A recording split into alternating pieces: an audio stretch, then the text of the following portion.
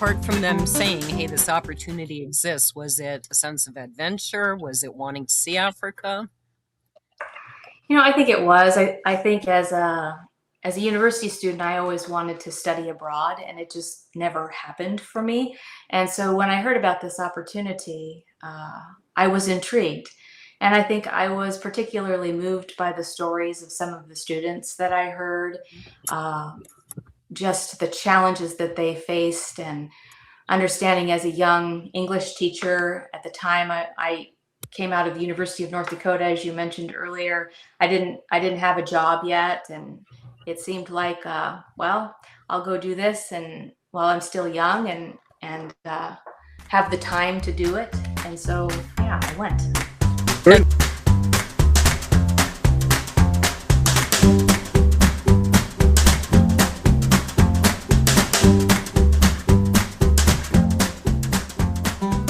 I also took some language classes here, Swahili language classes. And then when I arrived in country, I spent about 6 weeks at language school in the southern part of Tanzania, also studying Swahili. So that was the extent of my training, I guess. Are you fluent in Swahili then? Ooh, I think fluent would be a strong way to describe what I, what I am. I'm functional. I still study it every day on Duolingo. It's one of the languages. Very nice. You'll have to look me up. Yeah, you'll have to look me up on Duolingo. Yeah. So I still study it every day. But I think also because I don't live there anymore, my opportunity to use it is not too frequent. So I would say my skills are rusty. I understand most of what people are saying, but I have a harder time responding. And, Tanzania is a former British colony. And so you will find these remnants of English in Swahili, where there wasn't at the time a Swahili word for. A good example of it is you must have roundabouts where you are. Traffic roundabouts. We do now. Yes. So in Swahili, a roundabout is called a kipi lefty. And if you think about the British driving on the left side of the road, kipi lefty makes sense. But yeah, so we would joke around that any English word can become Swahili if you just add like an I to the end of it, which is not at all true. But, if I didn't have the right word for something, I would just make it up. I love that. Great. That's great.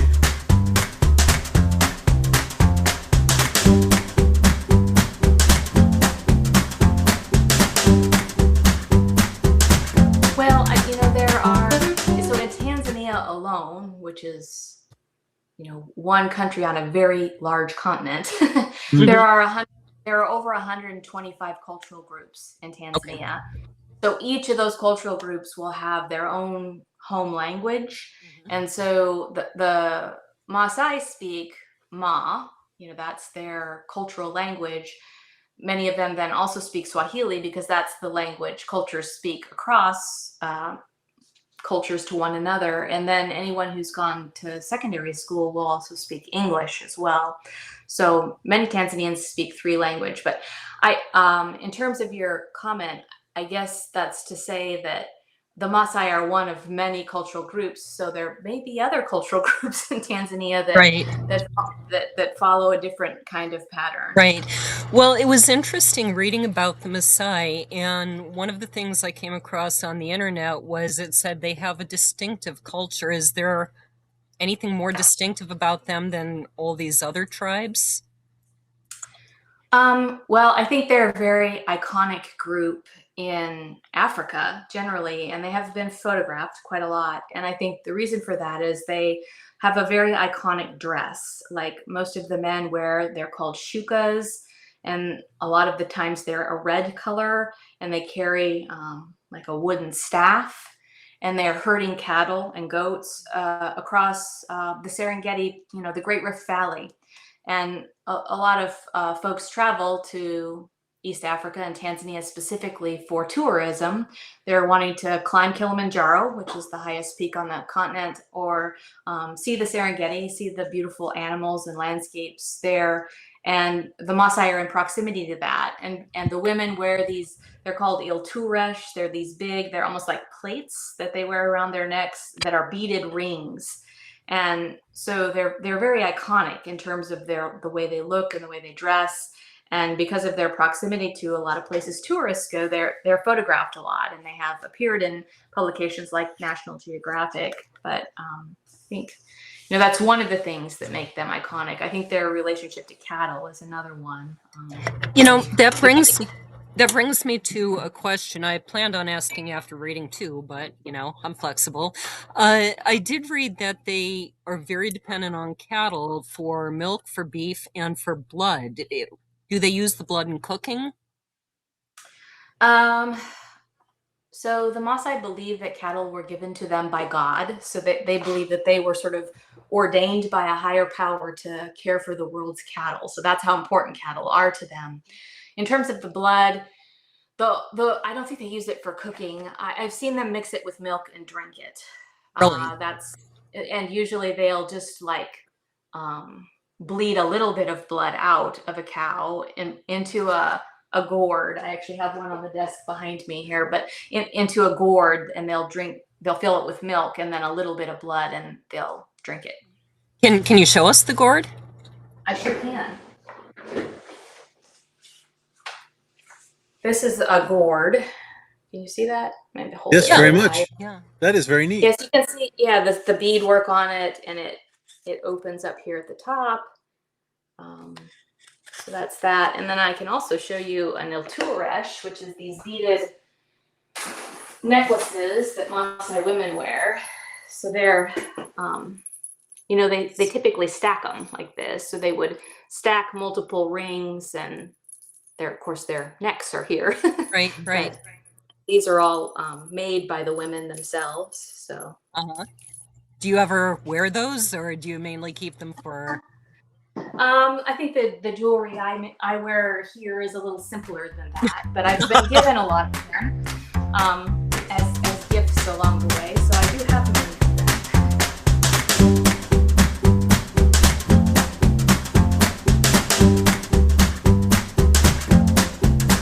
I think we're about ready for drink number 2. Alrighty. Well, the next one I have is called a DAWA, which you may or may not know in Kenyan means medicine.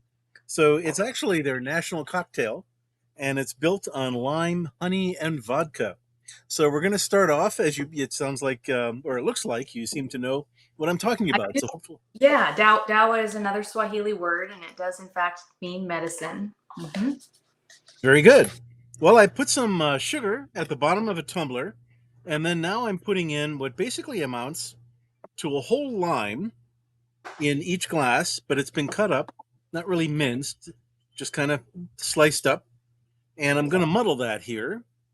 So we have about a teaspoon of sugar to offset the tartness of the lime. And then are you familiar? I don't know the foundations of the drink and things, but when it comes to the lime, is that what kind of constitutes that medicinal aspect, or is it more the combination of that with some alcohol and sugar and other things?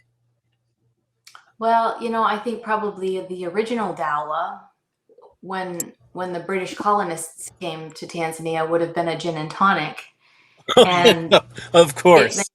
And they would have used the tonic with quinine for malaria prevention. Very nice. So, yes.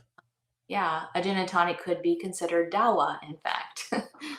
Well, I have frequently considered a gin and tonic to be my personal DAWA. Yeah, so this is just a sweeter, more pleasant version of that, probably. Yes. All right, he's pouring in without measuring.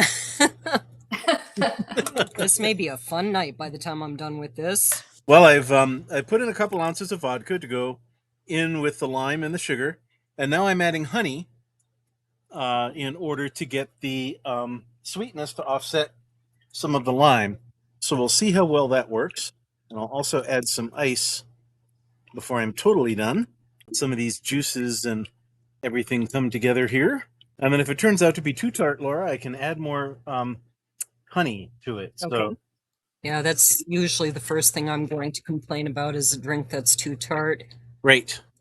We're not judgmental, but we don't do tarts around here. Alrighty. Here we have our medicine, our DAWA. Cheers. There's I'm indeed. a little nervous about anything packed with lime. Okay, I can do this. Right. I can do this. Give it a try. Give it a try. It's like medicine. I will add some more More honey to honey. Laura's. Could you just add maybe about 5 times what you just put in there? Right. Let's see how that works. Mine, I thought, came out pretty well. I thought it was pretty balanced, but It's still a little bit tart. Mhm. Better. Yeah. Not sure I'll finish Mm. this, but there it is. If you can see that with all the lime in Mhm. there. Yeah. And Yeah. honey.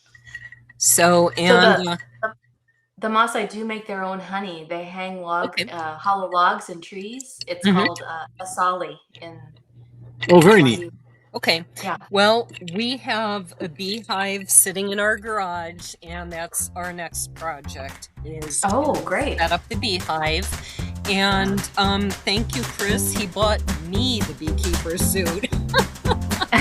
I'm not going there myself. I'll be happy to watch from a good several hundred yards away. Thank you for throwing me into the beehive. Right.